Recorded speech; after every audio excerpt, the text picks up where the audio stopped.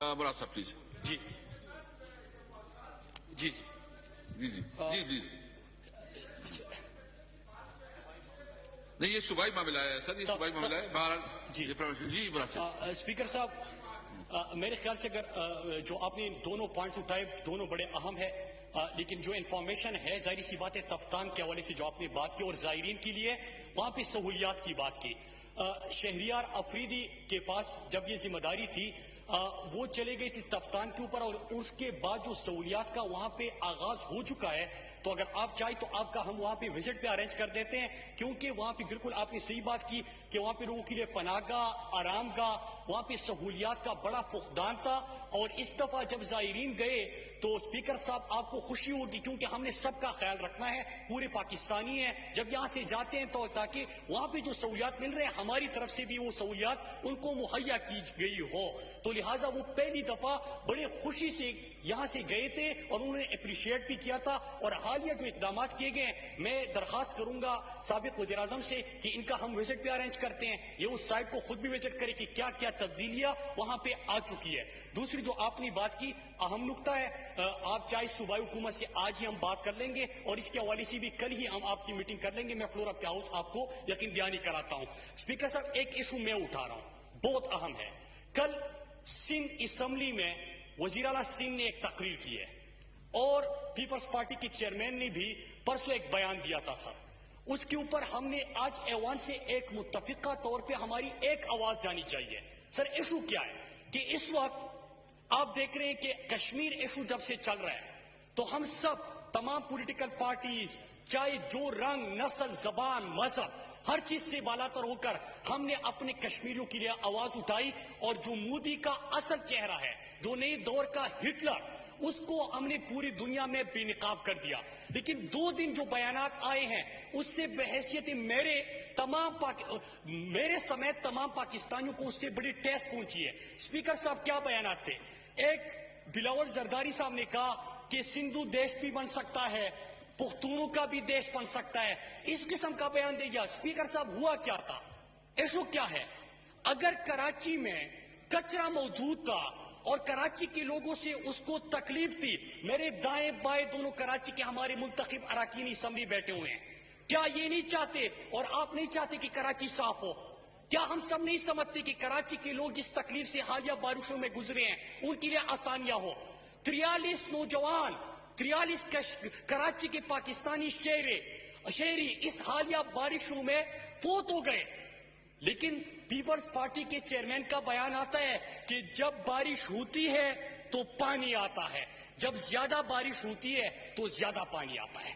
Speaker صاحب یہ logic یہ کسی کی سمجھ میں نہیں آیا، لیکن اس نے ایک عقل کی بات کی. عقل کی بات کی کہ اسلام آباد ایسا ہے، لاہور ایسا ہے، کراچی ایسا ہے. اسپیکر صاحب آپ نے سولوشن دینا تھا. یہاں پہ سائنسدان بھی حیران ہے، یہاں پہ پوری کراچی کا ایڈمنسٹریشن بھی حیران ہے، ایون کہ ناسا والے رابطے کر رہے کہ اتنا بڑا ویژن کس کے پاس تھا آج تک ہم نے نہیں ڈھونڈا تھا. فواد چودھری بھی حیران ہے. اسپیکر صاحب بات کیا ہونی چاہیے؟ لوگ مر رہے کہ نہیں مر رہے اس کا آپ نے ازالہ کرنا ہے. کچرا کنڈی وہاں پہ بن چکا ہے، اس کا آپ نے ازالہ کرنا ہے. لوگوں کی اموات ہو رہی ہے، اس کا آپ نے ازالہ کرنا ہے. کراچی کی صفائی کو آپ نے یقینی بنانا ہے. لوگوں کو پانی نہیں مل رہا اس کو آپ نے یقینی بنانا ہے. اور جب آج میں اپنے مراد علی شاہ کو بلایا فیک اکاؤنٹس کیس میں بلایا تو کل وہ سینی اسمبلی جا کے تقریر کرتے ہیں، وہی بلاول زرداری والا بیان وہ دہراتا ہے. اور اس کے ساتھ ساتھ ایک اور بات کرتے ہیں کہ اگر وفاق بھی نہیں بچے گا، پاکستان بھی نہیں بچے گا، اور تم کون ہوتے ہو؟ یہاں پہ بات کس نے کی؟ وفاق کی. وفاق نے ایک بات کی ہے کہ ہم سب مل کر کراچی کی کمیٹی بنائے، کراچی کو مصیبتوں سے نکال دے، کراچی کے لوگوں کے لیے آسانیاں پیدا کر دے.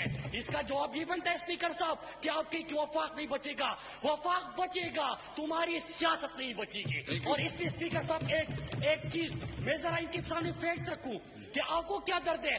در میں 550 بچہ एवरेज पिछले 5 सालों में हर साल भूख, अफलास और गुर्बत की वजह से मर रहा है। स्टंटेड ग्रोथ पाकिस्तान में सबसे ज्यादा सिंध के अंदर है।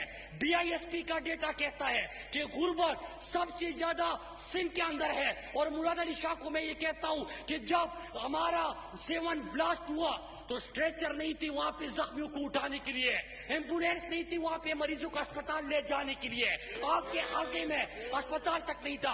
और स्पीकर साहब, इसके साथ साथ हेल्थ की सिचुएशन सबसे ज्यादा खतरनाक और बुरी हालत में सिंध के अंदर है। जो भी मसला उठता है वो सिंध से। वजह क्या है स्पीकर साहब कि जब कल मुराद अली शाह स्पीच कर रहा था, आज उसको फेक अकाउंट्स में बुलाया था। ये फेक अकाउंट्स है क्या कि जो सिंध की तरक्की के ऊपर पैसा लगना था आपने अपने ऊपर लगाया, जो तर के बच्चों के ऊपर लगना था आपने फेक अकाउंट्स में डाला, जो कराची के कचरे को साफ करना था आपने बिलावल जरदारी की तालीम दिलवाई, जो आपने पानी का पैसा देना था वो अपने ऊपर लगाया। स्पीकर साहब, मैं एक बात पे अपना खत्म करूंगा। वो फराज साहब ने कहा था कि एक बार फिर मेरे दूसरे बाजू पे वो शमशीर है जो इससे पहले भी मेरा निस्फ बदन काट चुकी, उसी बंदूक की नाली है मेरे समत के जो इससे पहले मेरे शहर का लहू चाट चुकी। फिर वही आग दराई है मेरी गलियों में, फिर मेरे शहर में बारूद की बू फैली है। फिर से तू कौन है, मैं कौन हूं, आपस में सवाल। फिर वही सोच मयाने मनु तू फैली है। स्पीकर साहब, ये ऐवान आज एक ही पैगाम दे दे कि पाकिस्तान इंशाल्लाह कयामत तक कायम रहने के लिए बना है। पाकिस्तान ला इलाहा इल्लल्लाह के असास पे बना है। स्पीकर साहब, जब कश्मीर में मेरा जवान शहीद होता है तो सब्ज हिलाली परचम में उसको लपेट के दफनाया जाता है। नारा क्या होता है कि हम पाकिस्तानी है, पाकिस्तान हमारा है। और आप तकसीम की बात करते हो, आप तकसीम हो जाओगे, आपकी सियासत खत्म हो जाएगी, आप एक्सपोज हो जाओगे, पाकिस्तान रहेगा। पाकिस्तान जिंदाबाद।